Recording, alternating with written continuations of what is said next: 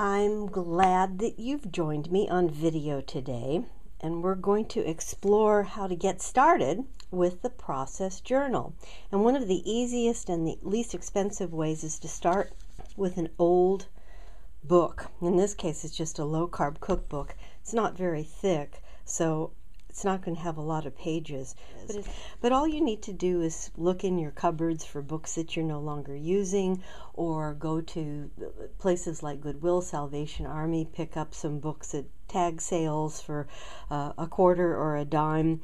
And it's always nice to have the hardcover book. And another video, I'll show you how to cover this with paint or cloth or paper.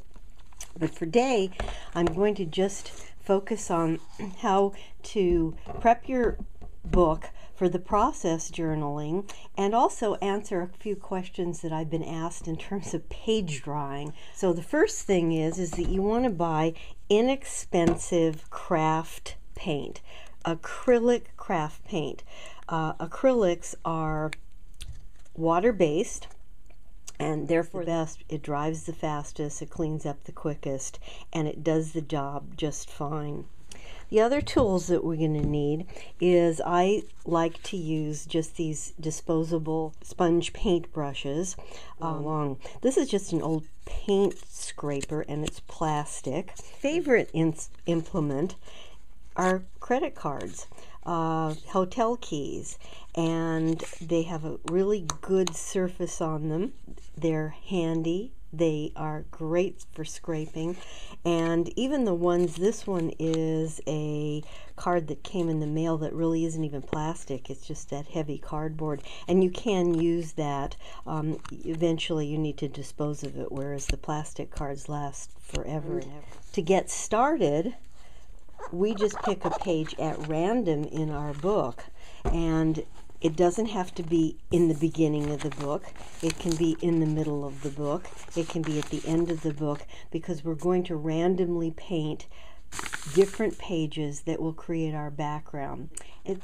I feel it's really important to start with a page that's covered with paint, because that way you can do the process part and it doesn't feel so overwhelming that you have to do everything at once. So let's get started, and I'm going to give it a shake. Sometimes the paint gets a little dry in there. And all you need to do is just squirt a little bit on, because you can always add later. This is a metallic paint. I don't know if I've tried this, but let me try this, because that might add another little pizzazz to it. And I think actually I'm going to mix in a little bit of white. And normally I do 2 pages at the same time, and as you'll see, they both can turn out very differently using it. And you just scrape the paint onto the page, and excess paint I'll put on the other side. This page has lots of white background, so I can even let that background come through, and I did put enough paint on this one page for both my pages. And as you can see, even with the same paint, I'm going to get a totally different effect. This one I'm really scrubbing it in. And if I want to create some lines in it, I can do that too. And wiping the excess paint off. And here's a little bit here. It won't dry quite as quickly, so I'm going to pick it up. And I'm not quite sure. Let me get the excess off over here. Not quite sure why my metallic didn't come through, so I'm going to give it another squirt. As you see, there's no right or wrong. I probably will say that a million times, because there isn't any right or wrong. Oh, now I know why. This wasn't metallic after all. This was terracotta. Well, let's try this and see how this works. Oh, kind of cool. Even though I've used the same color, both the pages are very, very different. Now I've got excess paint on here. I don't ever like it to go to waste, so I simply flip somewhere in my book to a blank page. Out. And look, these two stuck together, but it's okay, because as you pull it apart, it creates a whole different texture. As a matter of fact, I really like that, so I'm going to do it on purpose. And let's see what happens.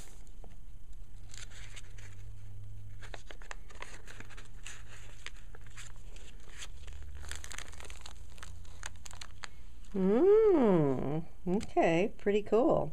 And you can see here some of the green that's bleeding through from the actual page itself.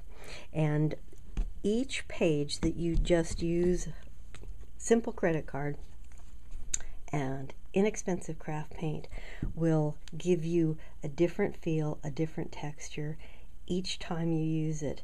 And I like the fun of the surprise. There's various things that you can use to speed up the drawing process if you're impatient. I always keep a hair dryer handy. That speeds it up. And if you really want it to go fast, one of these heat embossing tools gets very hot. But you have to be very careful when you're using the heat embossing tools. You have to kind of keep the tool moving all the time, or it'll actually burn your page. So this is the quickest way of doing it. But when you use inexpensive acrylic paint, and make sure it's acrylic, because do not use oil paint.